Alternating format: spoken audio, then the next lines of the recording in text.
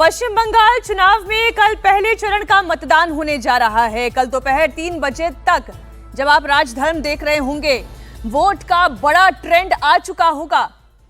BJP ये चुनाव जीत रही है या हार रही है?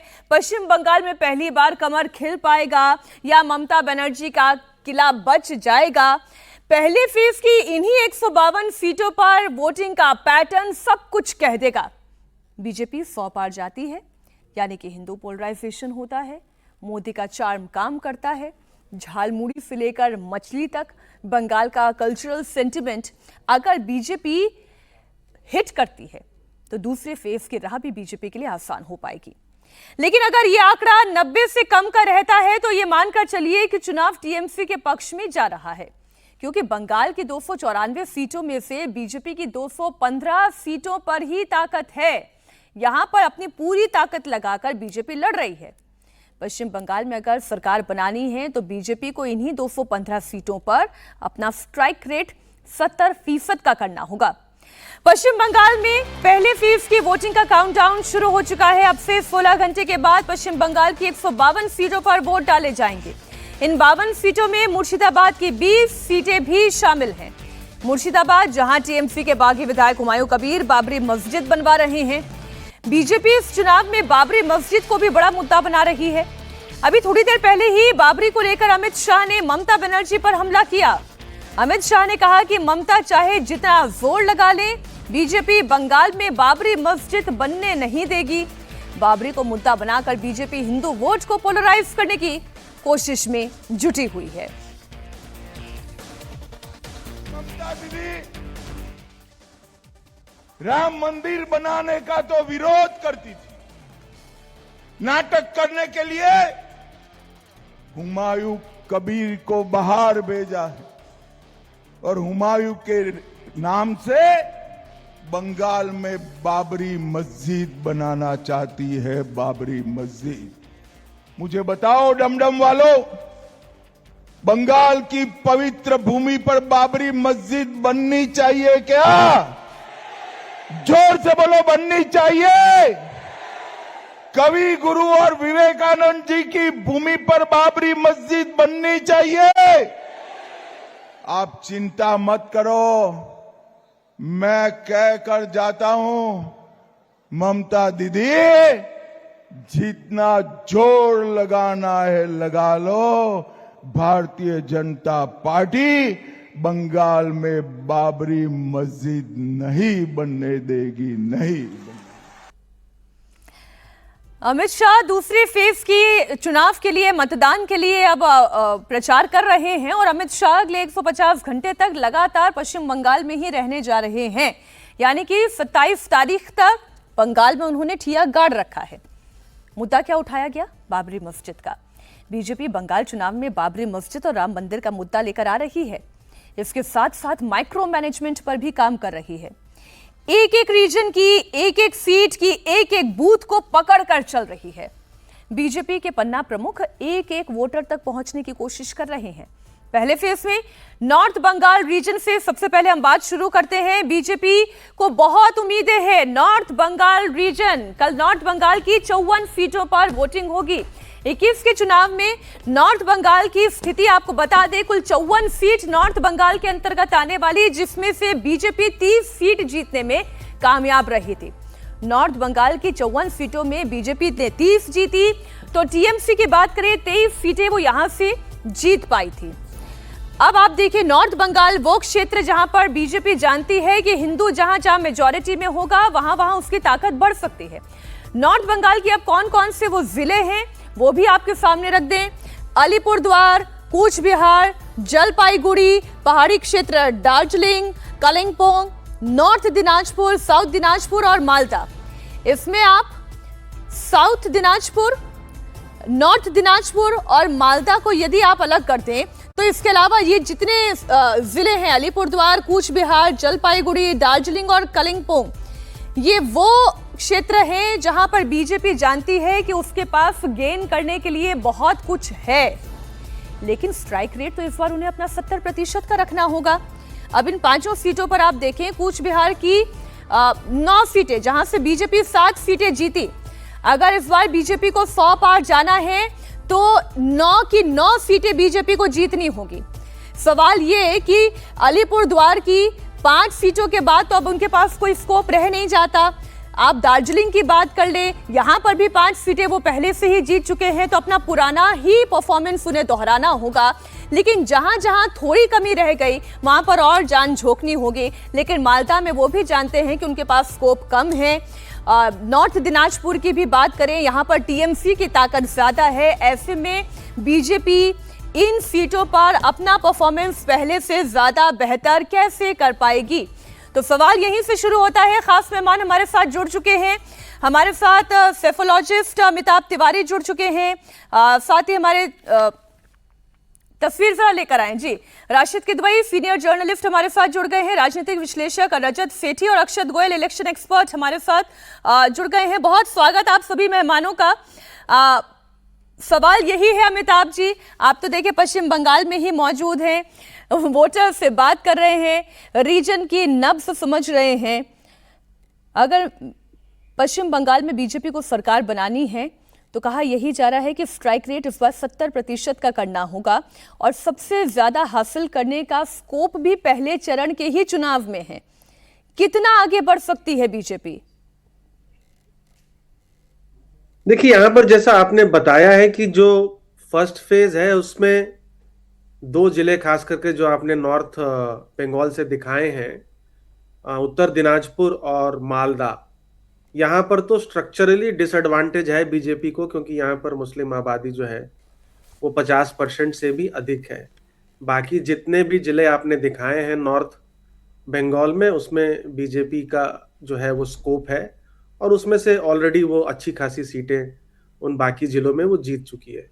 जो स्कोप लार्जली आता है वो आएगा आपको जो मेदिनीपुर का जो क्षेत्र है, जो शुभेंदु अधिकारी जी का क्षेत्र है, वहां पर 56 सीटें हैं। वहां पर टीएमसी को पिछली बार 33 और बीजेपी को 23 सीटें मिली थी। यहां पर मुस्लिम आबादी पूरे राज्य में सबसे कम है, 10%, जो पूरा जोन है। और यहां पर एसआईआर में एडिशंस हुए हैं वोटर के, डिलीशंस नहीं हुए। ये एक यूनिक जोन है जहां पर एडिशन हुआ है। तो यहीं पर जो है जो 56 सीटें हैं, क्योंकि यहां पर स्ट्रक्चरली डिसएडवांटेज नहीं है बीजेपी, यहां मुस्लिम आबादी 10% के ही करीब है लगभग ऑन एन एवरेज, तो यहीं पर जो है वो ज्यादा से ज्यादा सीटें जो हैं वो बीजेपी को जीतनी पड़ेंगी। जो 33-23 लास्ट था, जो 10 सीटों से पिछड़ रही थी भाजपा, उसको या तो इसको रिवर्स करना पड़ेगा या और भी 40-16 या 35-20 इस तरह के फॉर्मूले पे काम करना पड़ेगा, क्योंकि यहाँ पोलराइजेशन एक मैटर है, हिंदुत्व एक बड़ा मुद्दा है। बात आप ठीक कह रहे हैं सर। मैं लेकिन 2024 के जो लोकसभा चुनाव के नतीजे देख रही हूं राशिद जी, उन नतीजों के हिसाब से जो मैं वोट परसेंटेज भी देख रही हूं, वो वोट शेयर 39 और 34 का है, यानी 39% टीएमसी का, 34% बीजेपी का। मैं एक बार फिर अपने दर्शकों के लिए कह दूं कि ये मैं 2024 के जो लोकसभा चुनाव के नतीजे आए उसके परसेंटेज जो है यहाँ पर कोट कर रही हूँ। तो राशिद जी, कूच बिहार से लेकर मालदा तक अगर बीजेपी को कोई फायदा हो सकता है तो इसी परिस्थिति में हो सकता है कि मुस्लिम वोटों का बिखराव हो जाए। इस पर हम हालांकि पहले लंबी चर्चा कर चुके हैं, लेकिन रायगंज, बालूरघाट, मालदा नॉर्थ, यहां पर ये हो चुका है, वोटों का बिखराव हो चुका है। अगर ये इस बार भी होता है तो हो सकता है बीजेपी के पास एक चांस हो, बीजेपी निकल जाए यहां से भी। जी मीनाक्षी, देखिए यहाँ पर सबसे बड़ा जो भाजपा के लिए एक सुखद एहसास होने की बात ये होगी कि वहां बड़ा स्टेटमेंट लगेगा कि कांग्रेस की परफॉर्मेंस अच्छी हो। अगर कांग्रेस को यहाँ अच्छी बड़ी तादाद में वोट मिले तो उससे जो है भाजपा को ताकत मिलेगी, मजबूती मिलेगी। और आप जैसे जानती हैं कि मौसम नूर जो एक वहां की बड़ी लीडर है, वो तृणमूल छोड़ करके वापस कांग्रेस पार्टी में आई है और उनके परिवार का भी वहाँ बहुत दबदबा है और अभी वहाँ गमी भी हुई है। तो जो गंदी खान चौधरी के भाई जो थे अबू हसन, वो भी गुजर गए हैं, तो थोड़ा सा एक सिंपैथी फैक्टर भी वहाँ लोकल लेवल पे रहेगा। तो यहाँ पर लेकिन वहां पर भी दांव क्या है कि कांग्रेस परफॉर्म अच्छा करे। और यही एक भाजपा के लिए बंगाल में बहुत बड़ी विडंबना है कि उन्हें लगता है है कि वाम दल और कांग्रेस जो है अगर अच्छा परफॉर्म करेंगे तो उससे जो है भाजपा को मजबूती मिलेगी कि वो ममता के वोट काटे। लेकिन भाजपा के पास चुनौती बहुत है। अमिताभ अभी बता रहे थे और मैंने ध्यान से सुन रहा था कि देखिए, जब पिछली बार इतने दमखम से लड़े तो भी ममता बनर्जी को जहां 90% बहुसंख्यक है वहां भी 50% की कामयाबी नहीं मिली। और ये मैं हर बार आपके शो में मीनाक्षी यही कहता हूं कि यही भाजपा का सबसे बड़ा चैलेंज है। बाबरी मस्जिद की बात करना, हुमायूं कबीर की बात करना, उसकी कोई वहां पर रेलेवेंस नहीं है। देखिए, एक बंगाली आइडेंटिटी होती है और बंगाली भाषा का, मीनाक्षी क्योंकि आप पूरे देश में जाती रहती हैं, जो भाषा के आधार पर जो प्रदेश होते हैं वहां उस भाषा में संवाद करें तो उसी का इम्पैक्ट होता है। नरेंद्र मोदी जी बहुत अच्छे वक्ता है, अमित शाह जी बहुत अच्छे वक्ता है, लेकिन बंगाल में अगर आप बांग्ला भाषा में बात नहीं करें, मतलब पॉलिटिकल उसके लैंग्वेज में, तो उसका इम्पैक्ट आधा अधूरा होता है। यही चीज गुजरात में भी होती है और यही चीज केरल तमिलनाडु में भी होती है, यही चीज कुछ हद तक पंजाब में भी होती है। तो ये लिंग्विस्टिक स्टेट में बहुत बड़ा एक चैलेंज है और एक ऐसा भाजपा को एक लीडर की तलाश है। और अभी मुझे लगता है कि शुभेंदु अधिकारी से वो तलाश पूरी नहीं हुई है कि वो हर इलाके में जो बंगाल के जो अलग अलग रीजन है वहां का वो नहीं, एक बड़ा ये नेता तो हो, बात बड़ा हम चेहरा जानते हो। ही हैं कि 294 में से अगर सीटों की बात की जाए तो 215 सीटें ही ऐसी है जहां पर बीजेपी के पास उनका अपना संगठन है, जहां पर उनकी ताकत है। उसके बाद तो फिर ये लड़ाई बहुत मुश्किल है। 80 सीटें तो ऐसी है जहां पर उनके पास अपना संगठन नहीं है, नेतृत्व नहीं है, वहां ताकत नहीं है। इसलिए हम भी समझ रहे हैं अक्षत जी की जो कुछ भी बीजेपी हासिल कर सकती है वो इसी पहले चरण में हासिल कर सकती है। दूसरा चरण तो वैसे भी उनके लिए बहुत मुश्किल होने जा रहा है बीजेपी के लिए। डेफिनेटली सही बोल रही हैं। तो पिछली बार जैसे फेज 1 के अंदर 59 सीटें भाजपा की आई थी आउट ऑफ 152 सीट्स जो अभी चुनाव के लिए जाएंगी। अभी उसमें भी अगर हम लोग उसको फर्दर ब्रेक करते हैं तो नॉर्थ बंगाल का जो आप एरिया बोल रही हैं, दार्जिलिंग वाला साइड हो गया, मालदा वाला साइड हो गया, नॉर्थ बंगाल के क्षेत्र में, तो भाजपा की वहां पर 30 सीटें आई थी। अब भाजपा का जो मैक्सिमम अपसाइड है वहां पर वो 8 से 10 सीटों का है। तो हमने इसकी कुछ वहां पर फील्ड में सर्वेस किए हैं, मॉडलिंग की डेटा की, तो भाजपा वहां पर मैक्सिमम 30 से लेकर 40 तक जा सकती है। बट भाजपा का जो ग्रोथ होना है वो अब ईस्टर्न साइड से होना है।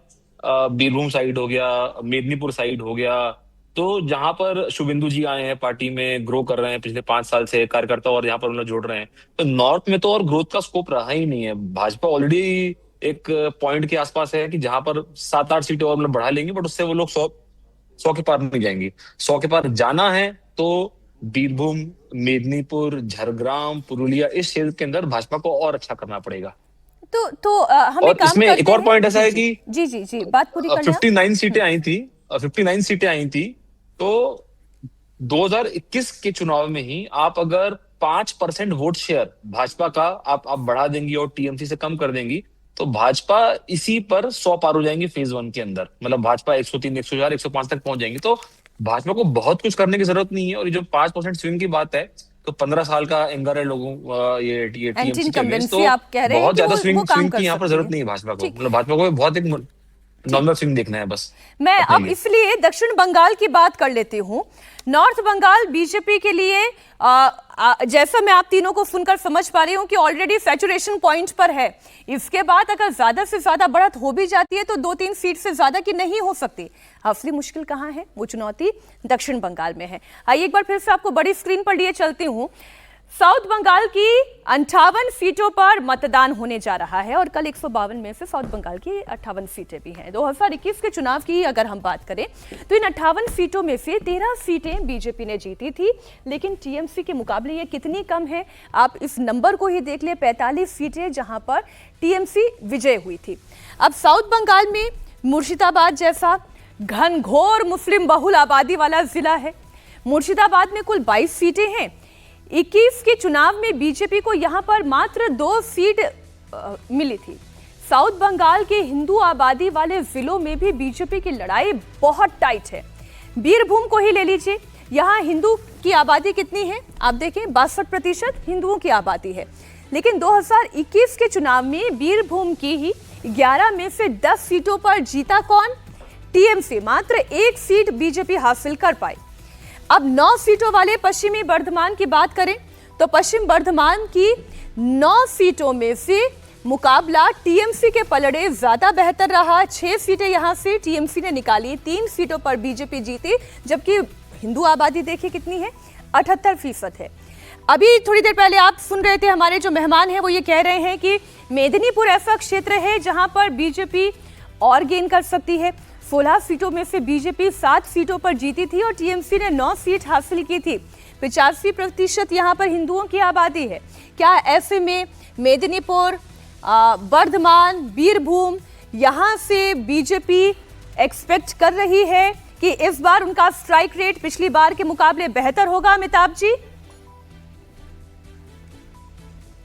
देखिए, ये जो 58 सीटें आप कह रही हैं, इसमें से क्लियरली 22 सीटें जो मुर्शिदाबाद की है उसको हटा दिया जाए तो 36 सीटें बचती हैं। उसमें से सिर्फ 11 मुझे लगता है कि बीजेपी आपने पहले उसे ओमिट कर दिया। कोई चांस ही नहीं है बीजेपी का यहाँ पर?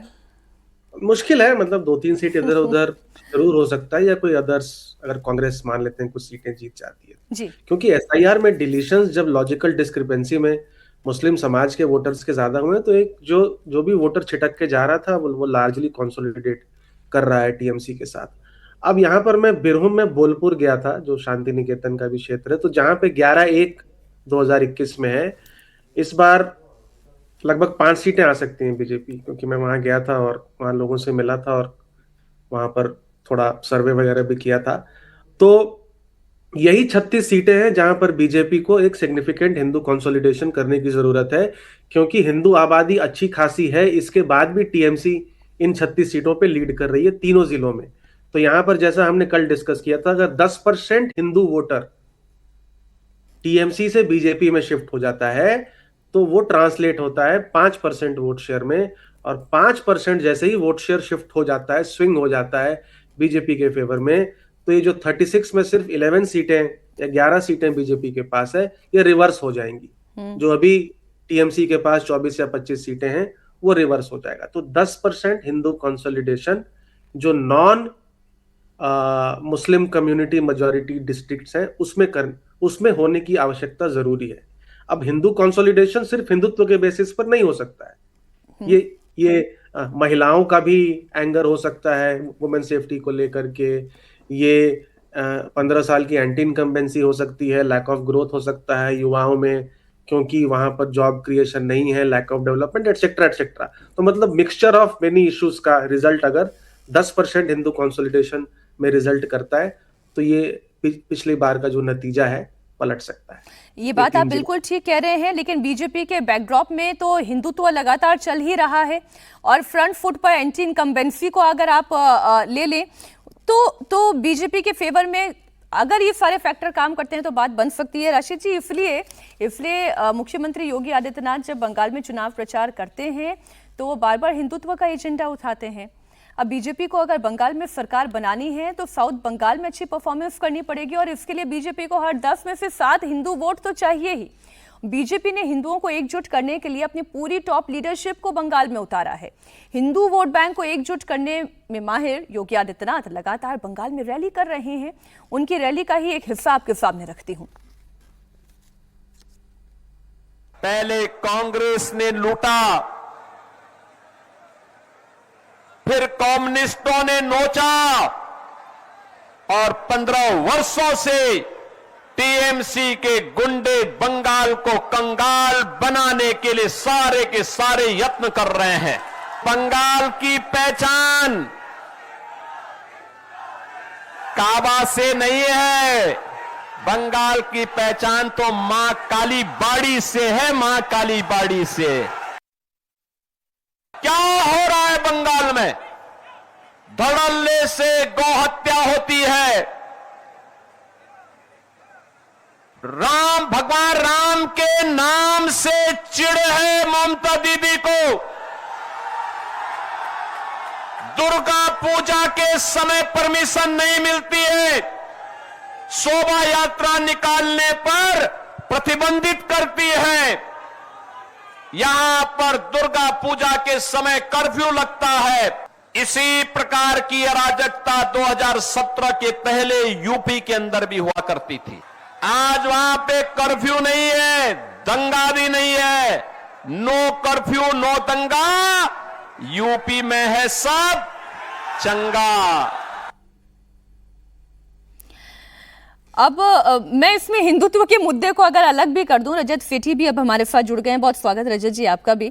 अगर मैं इसमें हिंदुत्व के मुद्दे को ही अलग कर दूं, क्योंकि भाई अब वो तो बैकड्रॉप में बीजेपी के है ही और हम इस पर लंबी चर्चा भी कर चुके हैं। मैं केवल अगर ग्रोथ की ही बात कर लूं, जो वो टीएमसी की बात कर रहे हैं, गुंडों की बात कर रहे हैं, वाम दलों की बात कर रहे हैं, कांग्रेस की भी बात कर रहे हैं, जो सबसे बड़ी चुनौती इस वक्त पश्चिम बंगाल की जनता के सामने है वो ये कि आज की तारीख में राज्य पर 6.5 लाख करोड़ का कर्ज, बंगाल इस कर्ज में डूबा हुआ है। जीएसडीपी का 37% ब्याज चुकाने में ही चला जाता है बजट का 20% हिस्सा। तो ये तो राशि जी सच्चाई है पश्चिम बंगाल की। अगर आप ये भी कहें कि भाई हिंदुत्व के मुद्दे को कितना भुनाएगी, राम मंदिर के मुद्दे को बीजेपी कितना लेकर आएगी और बाबरी बनेगा या नहीं बनेगा वो तो देखेंगे, पर हकीकत तो यह है कि आर्थिक स्थिति पश्चिम बंगाल की बहुत कमजोर है। 15 साल से तो ममता बनर्जी का शासन है।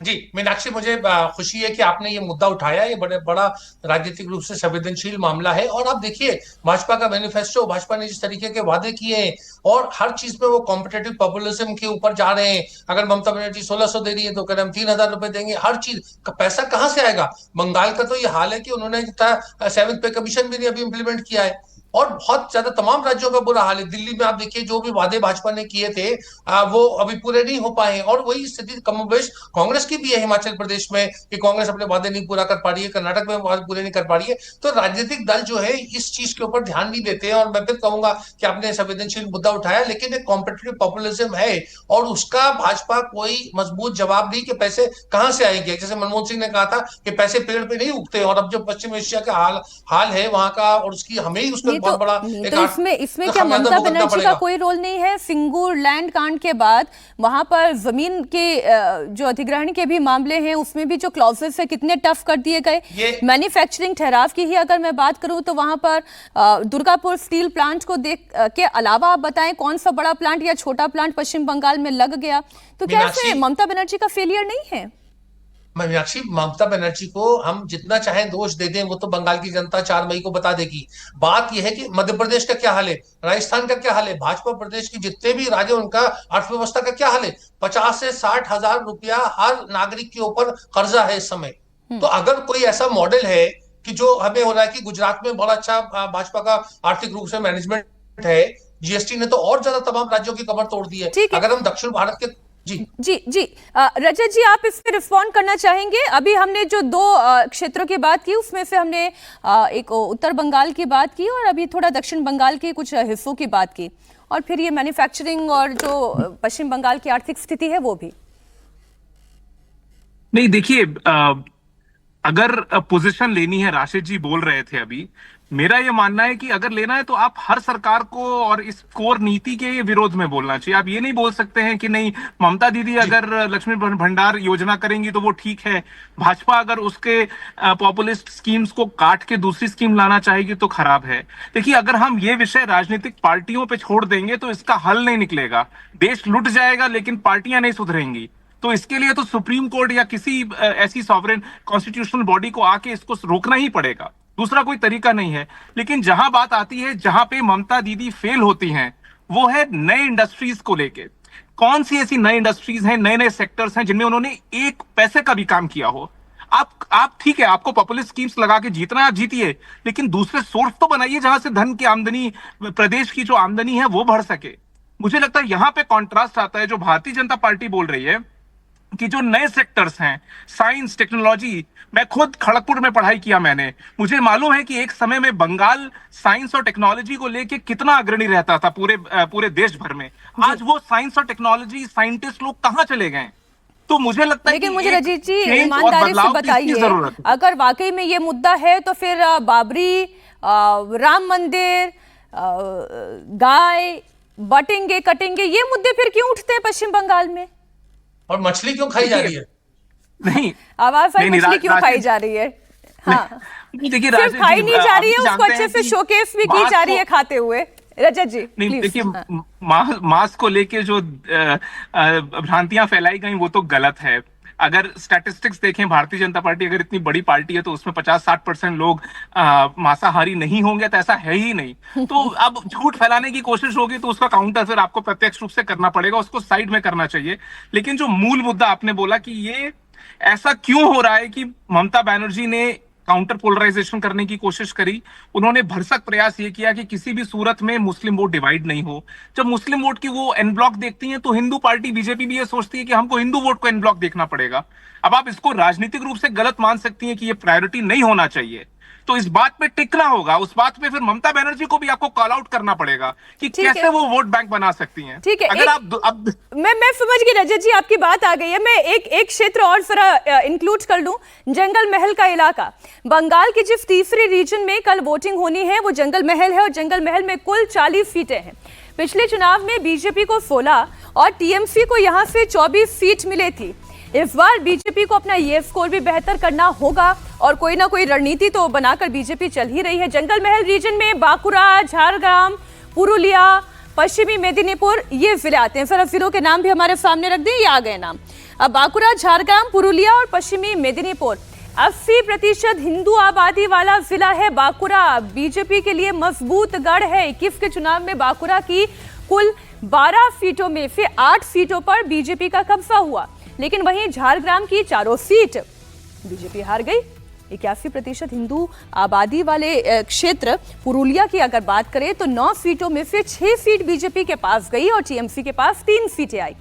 86% हिंदू आबादी वाले पश्चिमी मेदिनीपुर की 15 सीटों में से बीजेपी के हिस्से 2 सीटें आई। सोचिए जरा, मात्र 2 सीटें, और कितना प्रतिशत हिंदू आबादी का है? 86% हिंदू आबादी का जिला, मात्र 2 सीटें बीजेपी के पास और टीएमसी 13 सीटें लेकर। यानी कि पहले फेज में बीजेपी की नजर उन कमजोर सीटों पर होगी जहां पर बीजेपी देख रही है कि हिंदू बहुतायत में है, लेकिन फिर भी भारतीय जनता पार्टी यहां से अच्छा प्रदर्शन नहीं कर पा रही है।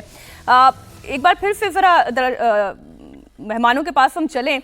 अक्षत गोयल जी, एक और जंगल महल का इलाका हम चर्चा ये करें। जंगल महल वो क्षेत्र है जहां पर बीजेपी अपना परफॉर्मेंस और बेहतर कर सकती है।